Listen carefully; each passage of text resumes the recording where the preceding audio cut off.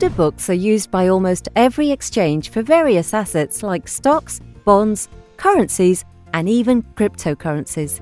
If you want to get a behind-the-scenes look at your favorite cryptocurrency's price action, the CEX.IO order book will be your best friend.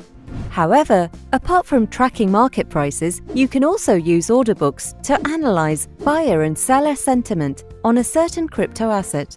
For instance, the order book shows potential imbalances between the pending buy and sell orders. This could provide clues in what direction the price may move in the short term. Suppose the number and amount of buy orders are significantly more than those of sell orders. It might hint at significant buying pressure pushing the price upwards. You can also use the order book to identify potential support and resistance levels. A big cluster of buy orders at a specific price may suggest a support level, while a big chunk of sell orders at a specific price can be considered a resistance area. However, order books are always dynamic, which means orders at each price level may be removed or changed at any time.